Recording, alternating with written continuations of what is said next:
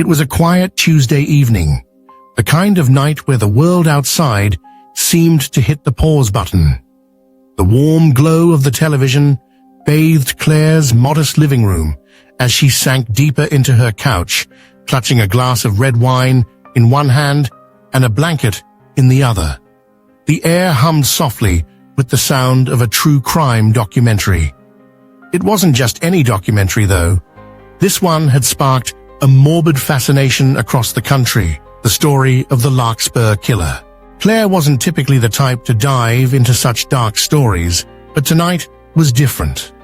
Something about the case had caught her attention. Maybe it was the name, Larkspur, or the chilling tagline the network used to promote the special, The Killer Who Could Be Anyone. The narrator's calm but slightly ominous voice echoed through the room, recounting the series of murders that had terrorized the region over the past decade. The killer's unmistakable calling card, a small bouquet of larkspur flowers left at the scene of each crime. In total, 6 women had been murdered, each alone, vulnerable and unsuspecting. A shiver crept up Claire's spine as the program detailed the killer's precise patterns. He, or she, as the documentary teased ominously, always struck in suburban neighborhoods, targeting isolated victims, every crime meticulously planned. The worst part? Despite years of investigation, the Larkspur Killer had never been caught. They had simply vanished. Claire's fingers wrapped tighter around her wine glass as photographs of the women appeared on the screen one by one, smiling faces frozen in happier times, now attached to a grim legacy. The program didn't just focus on the victims, though. It explored the psyche of the killer, delving into how someone could live among ordinary, unsuspecting people while masking such dark intentions. As the minutes ticked by, Claire found herself hypnotized. Each detail pulled her further into the web of the story. This was no longer about passive entertainment. It felt personal. Then, something shifted. The narrator transitioned to a segment on potential suspects. Names and faces flashed on the screen, each accompanied by theories from law enforcement and criminal profilers. Most had been cleared or lacked sufficient evidence to move forward. But one image, a pixelated, grainy rendering of a composite sketch, lingered on the screen longer than the rest. The features were vague. A lean face, sunken eyes, short-cropped hair, ordinary enough to blend in anywhere. Claire squinted at the screen. There was something unsettlingly familiar about it, although she couldn't quite place it. Brushing the thought aside, she took a long sip of wine and muttered to herself, "Probably just looks like 100 other people."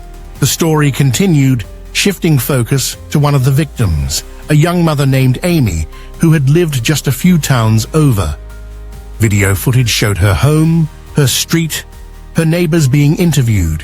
"Quiet area," one man said. "Nothing like this ever happens here." Claire froze. That area looked eerily familiar. She leaned forward in her seat. The tree-lined street shown on the screen wasn't just similar to her neighborhood, it was her neighborhood. The street sign in the background confirmed it. Amy had lived just a few doors down from Claire, maybe 6 or 7 houses away. Her pulse quickened, and she set the wine glass on the coffee table. How had she missed this? Had she known Amy?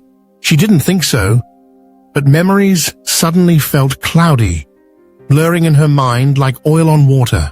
The next few minutes blurred, as the program shifted to footage of police reports, press conferences, and interviews with locals. She caught snippets of interviews with people she vaguely recognized. A woman walking her dog, a man buying groceries at the farmer's market. She felt like an outsider staring through a window she didn't know existed before tonight. And then it happened. The program dove into a theory about the killer's habits post-crime. Experts speculated that he or she had likely moved closer to the area during their killing spree to observe the investigation. The neighbors who had come forward at the time were suddenly back in focus.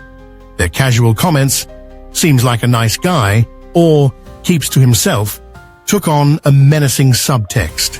Claire stared in stunned silence as a man's face appeared on the screen. Grainy security footage from years earlier showed him walking out of a hardware store, an ordinary shopping bag in hand. Beneath the image, a caption read, "Suspected purchaser of evidence linked to Larkspur killings." Her breath caught in her throat. The figure wasn't just familiar, she knew him. That was Todd, her neighbor from 3 houses down. Claire clutched the edge of the sofa as memories flooded back. Todd mowing his lawn on Saturday mornings. Todd returning her trash bins from the curb. That time, Todd had kindly offered to water her plants while she was on vacation. Nice, helpful Todd, with the perpetual half-smile and the oddly empty eyes. "No," Claire whispered, her voice barely audible. It couldn't be. This had to be a mistake. Yet the image on the screen didn't lie. As the documentary explained, Todd had been questioned during the investigation, but was ultimately released due to lack of evidence. One investigator speculated that Todd might have purposefully slipped under the radar, blending perfectly with the picturesque image of a friendly suburban neighbor. The rest of the episode passed in a blur, but Claire wasn't paying attention anymore. Her mind raced.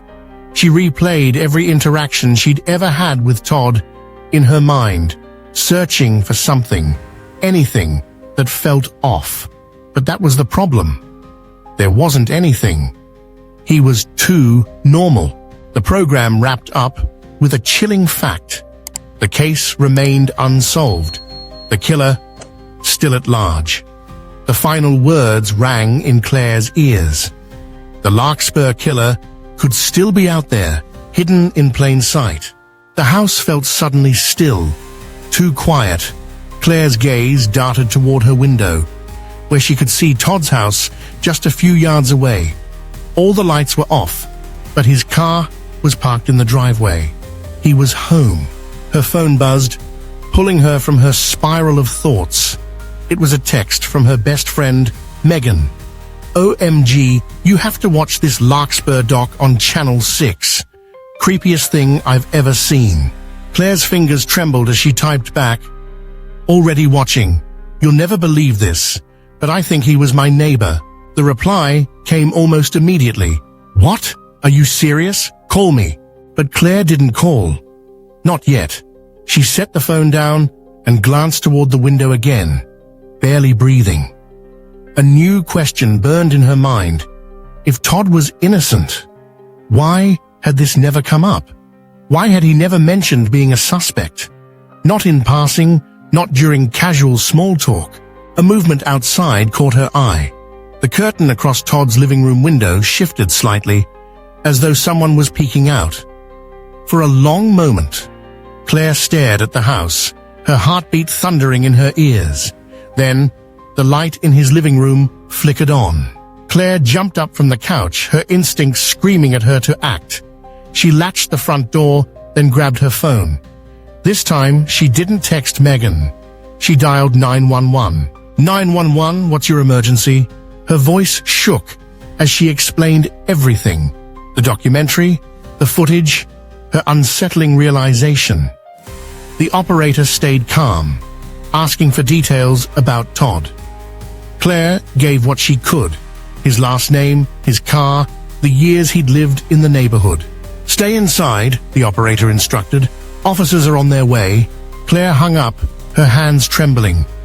Pressing her body against the wall beside the window, she peeked out just in time to see Todd's front door open.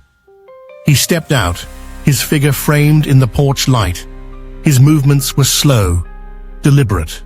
For one horrifying moment, he turned his head in her direction, as though sensing her gaze. Then, he walked back inside, closing the door behind him.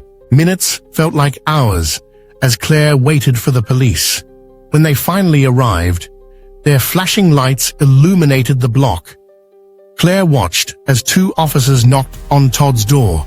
He answered almost immediately, his expression calm, his demeanor normal. It didn't end that night. Todd was brought in for questioning again, but weeks passed with no updates. Claire never found out exactly what they asked him or what he said in return, but from that night forward, the way she looked at her suburban life changed forever. The safety she'd once taken for granted felt like a fragile illusion, shattered in an instant. Whether Todd was guilty or not, one thing was certain. The Larkspur Killer's shadow still loomed, closer than she had ever imagined.